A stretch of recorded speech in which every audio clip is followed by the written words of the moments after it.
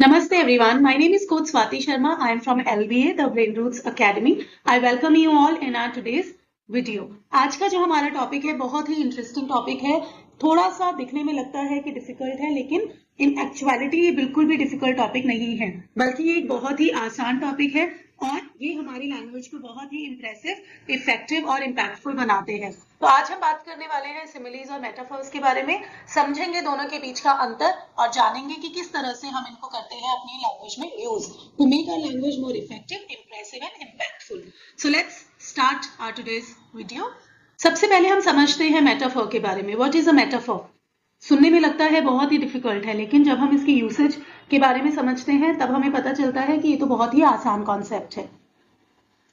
तो मेटाफर क्या है? मेटाफर एक फिगर ऑफ स्पीच होता है जिसमें हम दो अलग अलग चीजों की सीधी तुलना करते हैं ताकि सिमिलैरिटीज दिखाई जा सके. आसान शब्दों में अगर मैं आपको बताऊं तो इसका ये मतलब है कि हमारे पास दो चीज हैं और हमने एक चीज को दूसरी चीज के साथ सीधे कंपेयर किया है. हमने एक चीज को दूसरी चीज ही बताया है, तो यहाँ पर हमने मेटाफर यूज किया है. मेटाफर में हम लाइक या फिर एज का प्रयोग नहीं करते हैं. जब भी हम मेटाफर्स यूज करते हैं लैंग्वेज में, then we do not use like और as while speaking.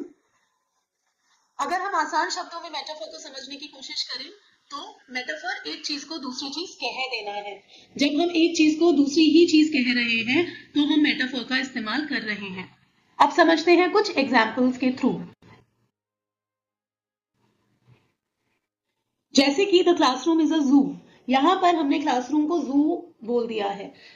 In reality जो क्लासरूम है वो कभी भी जू नहीं बन सकता है, लेकिन वो क्लासरूम जो है उसके अंदर वो सारी क्वालिटीज हैं जो एक जू में होती हैं. जैसे बहुत नॉइजी हो रहा है. जब यहाँ पर क्लासरूम का एग्जाम्पल लिया गया है तो उसको जू ही बता दिया गया है विदाउट एनी एज और लाइक. Time is money. यहाँ पर ये बोल दिया गया है कि टाइम बहुत वैल्यूएबल है, तो यानी कि इसमें टाइम को मनी बताया गया है. जैसे मनी हमारे लिए बहुत वैल्यूएबल है, वैसे ही टाइम भी बहुत वैल्यूएबल है. He is a lion. एक इंसान जिसको शेर बताया गया है क्योंकि वह बहादुर है, तो यहाँ पर हमने एक इंसान को शेर बोल दिया है. हमने एक इंसान की शेर के साथ सीधी तुलना की है. Her voice is music. उसकी जो आवाज है वो बहुत मीठी है. तो एक बच्ची है या एक लड़की है जिसकी वॉइस को म्यूजिक के साथ सीधा कंपेयर किया गया है. सो मेटाफर्स में यही होता है, हम एक चीज की दूसरी चीज के साथ सीधी तुलना करते हैं. Direct comparison is done while using metaphors in our spoken और रिटन लैंग्वेज. अब हम बात करते हैं सिमिली के बारे में. What is a simile? Simile भी एक फिगर ऑफ स्पीच होता है, बिल्कुल मेटाफर्स की तरह ही होते हैं, लेकिन मेटाफर और सिमिली में एक डिफरेंस होता है. जब हम सिमिलीज की बात करते हैं तो उसमें हम दो अलग अलग चीजों की तुलना करते हैं लाइक और एज शब्दों का इस्तेमाल करके. सिमिली में हम लाइक या एज जरूर यूज करते हैं. हम उसमें डायरेक्ट तुलना नहीं कर रहे हैं, लेकिन हम उसमें सिमिलैरिटीज की बात कर रहे हैं कि एक चीज दूसरे के जैसी है. आसान शब्दों में हम लाइक और एज का इस्तेमाल करके तुलना करते हैं. जैसे हम हिंदी में बोल देते हैं कि एक चीज दूसरी चीज के जैसी है, तो जहां पर हम जैसी वाले सेंटेंसेस का प्रयोग कर रहे हैं वहां पर हम सिमिली का यूज कर रहे हैं. समझते हैं कुछ एग्जाम्पल्स के थ्रू. जैसे अगर हम बोलते हैं he is as brave as a lion. हमने मेटाफर में बोला ही इज अ लायन कि वो एक शेर है, वो बहादुर है, लेकिन हम सिमिली का जब इस्तेमाल कर रहे हैं तो यहाँ पर हमने एज शब्द लिया है और यहाँ पर हम बोल रहे हैं कि वो शेर के जितना बहादुर है. बट मेटाफर में हमने बोला कि वह शेर है, तो वहां हमने सीधी तुलना की और यहाँ पर हमने इनडायरेक्ट कंपैरिजन किया, लेकिन हमने उन दोनों के बीच की सिमिलैरिटीज बताई. She sings like a bird. वह एक चिड़िया की तरह गाती है मतलब उसके जैसे गाती है, तो यहाँ पर डायरेक्ट कंपैरिजन नहीं हुआ है. The boy is as slow as a snail. तो यहाँ पर एक लड़के को एक स्नेल के जैसे बताया जा रहा है कि जैसे स्नेल बहुत धीरे धीरे चलता है वैसे ही लड़का धीरे चलता है. तो यहाँ पर हमने बॉय को एक स्नेल के इनडायरेक्ट कंपैरिजन में बताया है. Her face is like the moon. उसका जो चेहरा है वो चांद के जैसा है, तो जब जैसा शब्द का हमने इस्तेमाल कर दिया वहां पर हमने सिमिली का यूज किया.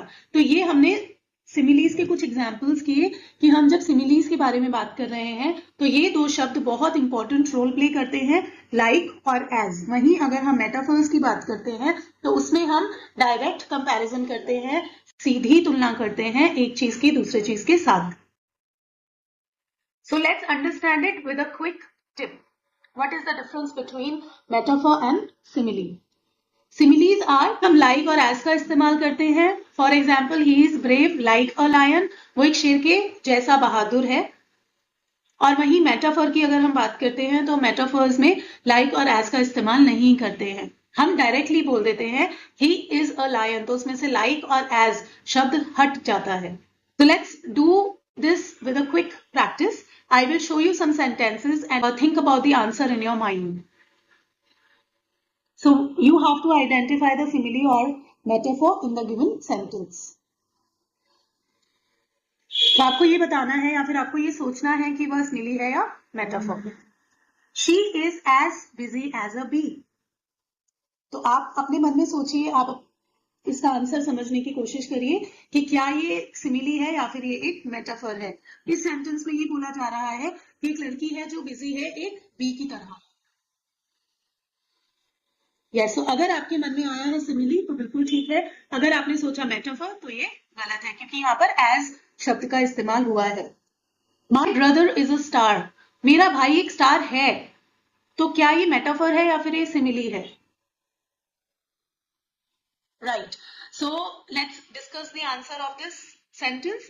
अगर आपने ये सोचा कि ये एक मेटाफर है तो ये बिल्कुल ठीक आंसर है, लेकिन अगर आपने ये सोचा कि एक सिमिली है तो वो गलत है क्योंकि इसमें हमने भाई की सीधी तुलना एक स्टार के साथ की है। The classroom is like a fish market, अब ये सिमिली है या मेटाफर है? आप इसके बारे में सोचिए, फिर हम इसको करेंगे discuss.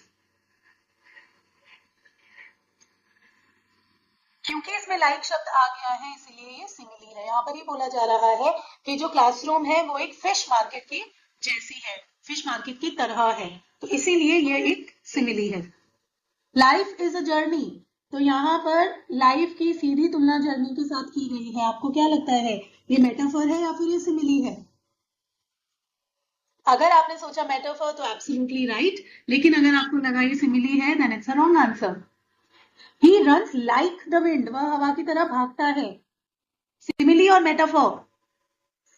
Yes, so it is a simile, it's not a metaphor, क्योंकि यहाँ पर हमने like शब्द का इस्तेमाल किया है। So ये था हमारा आज का lesson about simile and metaphor. If you liked today's video, then please like, share and subscribe and also comment. आपके comments से मुझे मिलता है मोटिवेशन और मैं करती हूँ अपनी तरफ से पूरी कोशिश कि मैं इस भाषा को आसानी से आप तक पहुंचा पाऊं। If you are interested to know more about our spoken English classes, you can connect with us where we teach step by step, we do practical exercises and we give you 100% guarantee to help you and to guide you in every possible way. Thank you so much for watching the video today. Have a wonderful day ahead. Take care.